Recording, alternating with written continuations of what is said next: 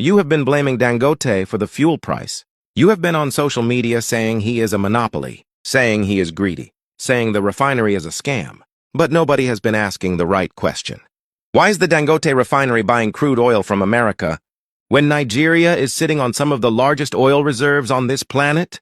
And why, in the same month that African countries are lining up at Dangote's door begging for fuel, is the United States government opening a formal trade investigation against Nigeria? That is the question we are answering today. And by the time we are done, you will understand that what you are seeing at the fuel pump is not the story. The story is happening behind closed doors. Part 1. What Nigeria tried to do. In October 2024, Nigeria made a quiet but radical decision. They launched what is called a Naira for crude arrangement. In plain language, Nigerian refineries, including Dangote, would be allowed to buy Nigerian crude oil in Naira, not in dollars, in Naira. Think about what that means. Nigeria produces over 1.5 million barrels of crude oil every single day. For decades, Nigeria has had to use dollars to participate in the global oil trade because the international oil market runs on the American dollar. This policy was an attempt to break that cycle, to say, we will use our own currency to refine our own oil for our own people. That is not just a financial decision. That is a sovereignty decision. And sovereignty, in today's world, has consequences. Part 2, then the squeeze began. Here is where you need to pay close attention, because what happened next was not loud. It was not announced. It was quiet, bureaucratic, and almost invisible. Unless you know what you are looking at. Dangote needed 15 crude oil cargoes for September 2024 alone. An NPC, Nigeria's own state oil company, allocated them 6 out of 15. Dangote appealed to the Nigerian Upstream Petroleum Regulatory Commission. They could not secure the rest. This was not a one-time incident. Between January and August 2025, Nigerian refineries collectively requested 123 million barrels of domestic crude. They received 67 million, barely half. Now I want you to stop and sit with a very simple question. Nigeria is an oil-producing nation. Why is its own refinery being starved of its own crude? Where is the oil going? Where the oil is actually going. Here is the answer.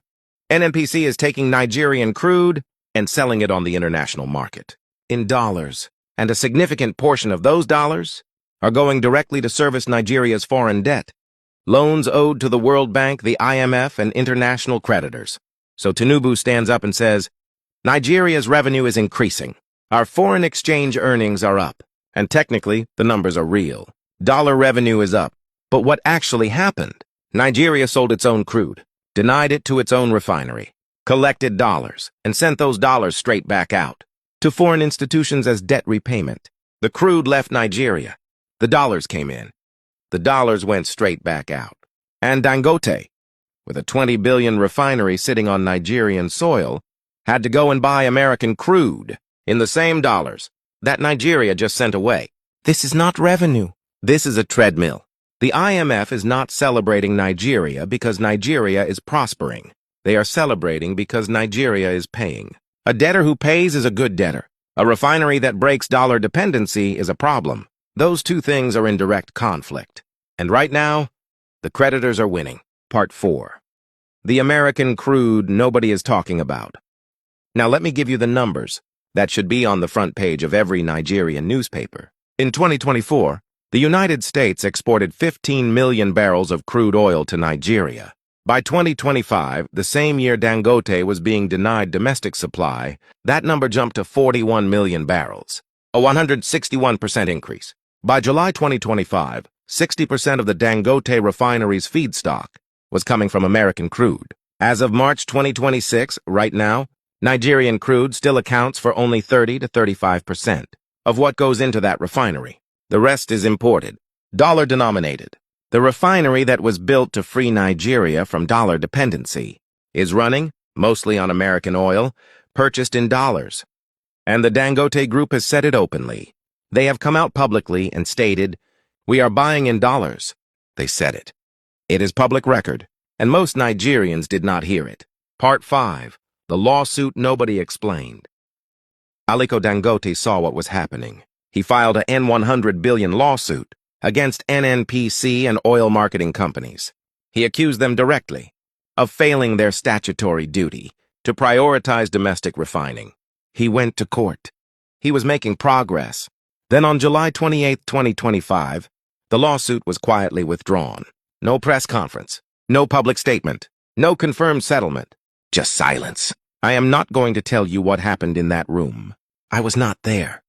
Neither were you. But I want you to reason through this with me, because there are only a few plausible explanations. Scenario 1. Dangote has a $20 billion refinery sitting on Nigerian soil. That refinery needs Nigerian operating licenses, Nigerian regulatory approvals, Nigerian crude allocation, Nigerian port access. The government does not need to make a direct threat. They just need him to understand what non-cooperation looks like going forward. A lawsuit that embarrasses NNPC publicly, and by extension the Tinubu administration, is non-cooperation. The withdrawal may have been the price of continued access. Scenario 2. Behind closed doors, a deal was offered. More crude allocation, in exchange for dropping the public legal battle. If that conversation happened, Dangote had to calculate, do I win in court and lose my crude supply permanently? Or do I drop the case and keep the refinery running? A man with $20 billion on the line will almost always choose to keep the refinery running. Scenario 3. Dangote's lawyers told him privately that he could not win. Not because he was wrong, but because the system that would judge him is the same system he is fighting. I am not accusing anyone. I am asking you to look at these 3 scenarios and tell me which one sounds like a free and sovereign country, protecting its own national interest. Part 6. The Strait of Hormuz changes everything. Now we arrive at 2026, and the game has just changed completely. On February 28, 2026, Iran closed the Strait of Hormuz, the narrow waterway through which 20% of the world's oil supply passes every single day. Crude prices surged past $100 a barrel. Global oil markets went into crisis. Countries that depended on Middle Eastern fuel suddenly had nowhere to turn. And they turned to Nigeria. South Africa, Ghana, and Kenya have all formally requested fuel supplies from the Dangote refinery. The International Energy Agency confirmed that 600,000 barrels a day of oil products that normally flow to Africa from the Middle East are now at risk. Think about what this means. The Dangote refinery, the one that was being starved of crude, the one whose lawsuit was quietly dropped, the one that was forced to buy American oil in dollars, has just become the most strategically important energy asset on the entire African continent. Overnight, Nigeria did not plan this. Nigeria did not campaign for this. The world simply ran out of options, and the only refinery that could supply Africa was sitting in Lagos. Part 7, and then Washington moved.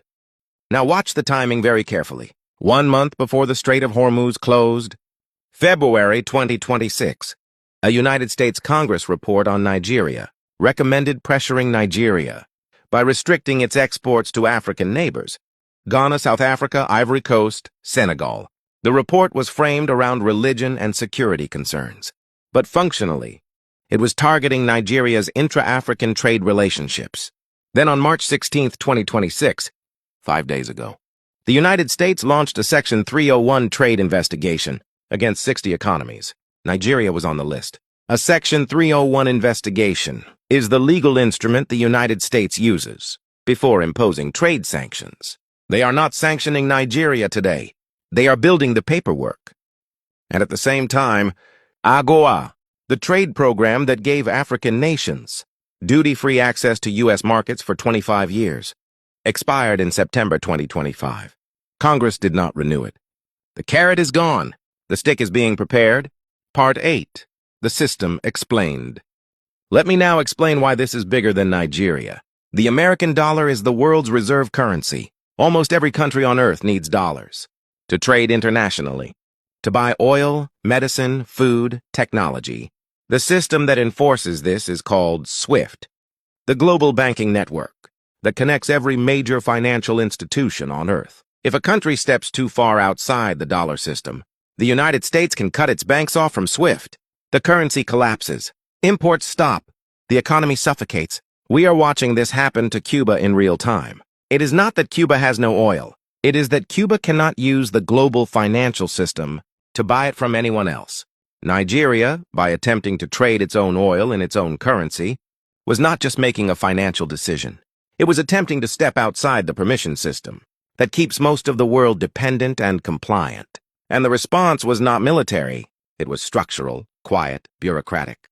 Starve the refinery of crude. Force it back onto dollar-denominated imports. Make the Independence Project depend on the very thing it was trying to escape.